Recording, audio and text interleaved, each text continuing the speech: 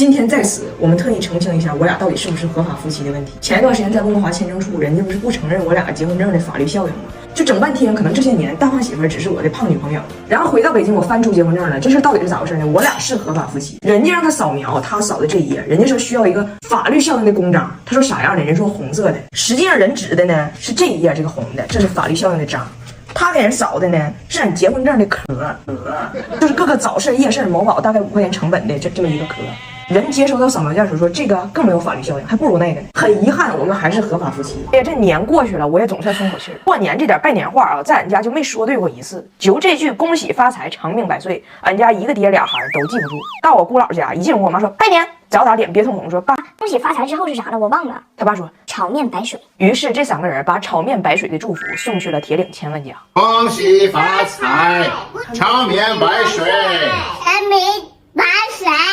然后大年初6那天，俺家有亲戚结婚，我妈呢总结了一下经验教训，这次是逐字稿教的大胖媳妇。Jamie 啊，到那儿就这么说，你这回一个字儿一个字儿跟我学啊。白头偕老，早生贵子，就这2句啊，记住没？白头偕老，早生贵子，就这2句啊。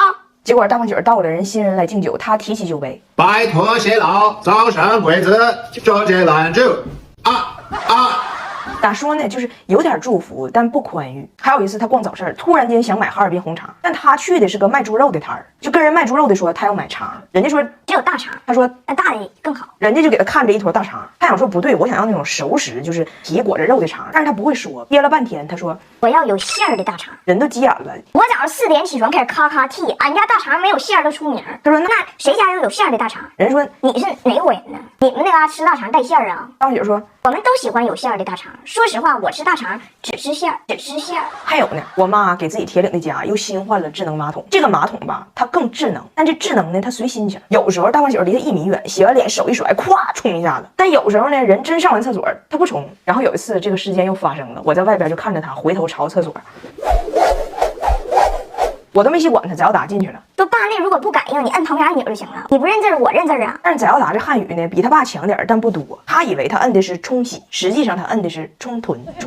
他爸正回头朝马桶搁那看呢，翟耀达一摁，啪呲一脸。他爸说：“你不是认识字儿吗？”翟耀达说：“我只认识冲，我不认识后边那字儿。”他爸就指着冲臀那个臀就问：“那你说这字儿是啥呢？”翟耀达说：“那冲的是啥就是啥呗，冲的是啥呀？”他爸说：“我脸呢？我脸呢？”我嫂子看翟耀达这样很着急。哎呀妈，孩子，你可不能像你爸这样浑脸不分的，你这汉语得抓紧。如果看不懂，可以用有道词典笔100多种语言翻译。结果这个词典笔就被他爸偷走了。去吃饭去买菜都是一顿乱扫，以前的问题迎刃而解，扫开中亚文化的壁垒，超快点查1点击，点出大肠是哪里。翟耀达靠他学语文，拿铁靠他学英语，他爸靠他进行生活自理。有道词典笔从小用到大，从儿用到爸。你扫他干啥呀？我看有没有法律效应。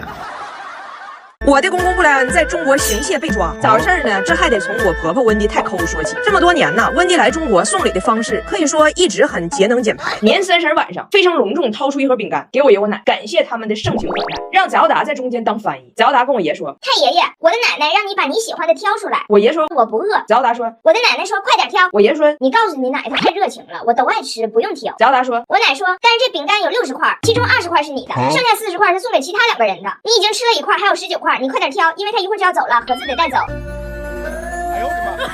布莱恩呢完全不一样，温迪抠门，他大方。温迪来了中国4回，第一次来之前换了1万块钱人民币，到现在还剩9800，都让他藏起来了。然而日防夜防，家贼难防，被布莱恩发现了，给偷了。我发现这事儿了，布莱恩让我别说。然后我们在铁岭过年，布莱恩看放鞭炮真热闹，真好看，就跟我说今年咱家放鞭炮全我请，然后怒买了1400块钱的鞭炮和礼花。晚上我们出去放，温迪乐呵搁那看。我说温迪，这大烟花多好看。温迪说好看是好看，但是我跟你说哈，我非常不理解那些花钱买烟花放给别人看的人脑袋得多大。你看我往这一站，整个小区鞭炮烟花尽收眼底，我看俩点了。我问你，我花钱了吗？我花1块钱了吗？布莱恩说他没有，他花了1400。这2口子性格反差可太大。我婆婆来中国这么多回，因为语言不通，融入性极差。布莱恩不一样，他融入不需要语言就硬融入。最好笑的是有一天我们在家吃饭，我爸新买的毛衣他扎得慌，我爸就给脱了。然后我爸跟我爷说，让我爷随便找个衣服借他穿一会儿。布莱恩看着我爸突然脱衣服，问大胖媳妇儿这是什么习俗啊？大胖媳妇儿也是瞎解释，跟他爸说反正每年喝酒就喝到这个量的时候，都有这么个仪式，固定节目，大概表达的就是脱衣为盟，今晚必须喝透。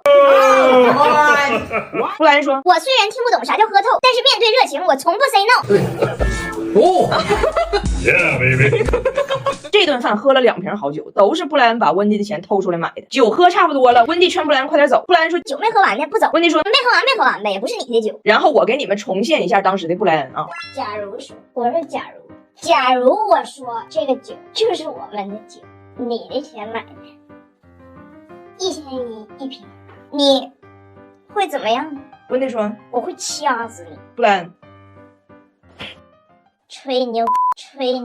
但是啊，布莱恩的大姐在后边。该说不说，人布莱恩心态是真年轻，融入啥都快，我真羡慕。我想年轻还得靠雅诗兰黛白金6D 黑钻眼霜，带娃操心，眼部保养要到位，配合血丝按摩棒抚平眼周纹路，眼睑往上提，泪沟也照顾到，独家专利色提因，眼周轻松坐上逆龄时光机。布莱恩和温蒂马上要离开铁岭了。其实温蒂心底还是个很善良的人，他发现我爷现在腿脚特别不方便，想走之前送一个轮椅给我爷，就跟布莱恩去轮椅店了，看上一个挺好的。温蒂说要不就这个吧。布莱恩说咱们钱够吗？温蒂说我一直没敢告诉你，我手里其实有钱。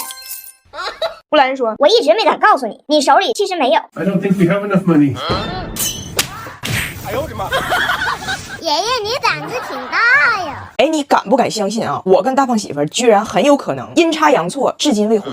说你都不敢信，咋回事呢？温蒂的计划呀是年前办签证，然后24号，也就是昨天来中国。结果办签证的时候呢，出现了这么一个谁也不曾想到的乌龙事件。大使馆签证处看完温蒂的文件说，我跟大胖媳妇的结婚证扫描件没有公章，没有法律效应，而我婆婆要办的是探亲签证，需要我作为中国公民给她发邀请函。也就是说呀，这个受理需要2个充分且必要条件：一要证明大胖媳妇是温蒂的儿子；二要证明我是大胖媳妇的媳妇，合法夫妻。结果啊，好巧不巧，俩都没证明了。首先要证明这个母子关系，我婆婆带去了出生证明，人家打开没有大胖媳妇名，我婆婆都懵了。那不对，她是我生的呀。完给她老公我公公打电话才明白，原来他家这个出生证明啊是我公公去办的。那我公公不是他亲爸吗？然后我公公当年给我这俩小姑子办出生证明的时候呢，大胖媳妇已经好几岁了，那老头当年嫌费劲没给他办，然后后来就忘了。也就是说他家的户口本上没有他。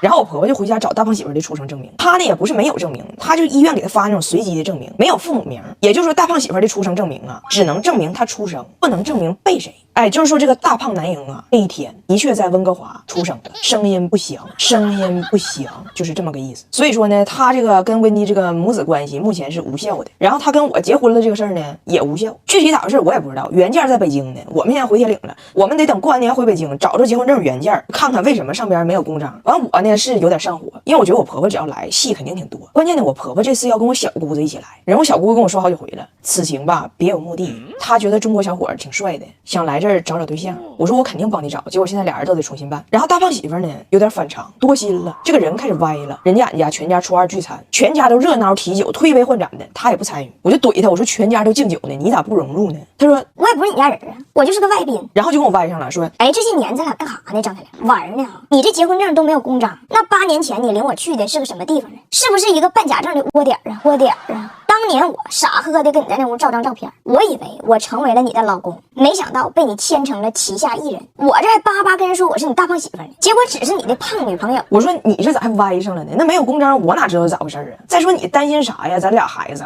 他说对呀，有俩孩子，那我咋不担心呢？有了名分我是孩子他爹，没有名分我就是未婚妈妈。总之吧，这2天坍塌了，内心嘶吼着痛苦的独白。我在哪儿？我是谁？在加拿大不能证明自己是谁，在中国也不能。我说你转移一下注意力，咱俩看电影去吧。他爱看电影名，哎妈，你找的电影都骂我，流浪地球。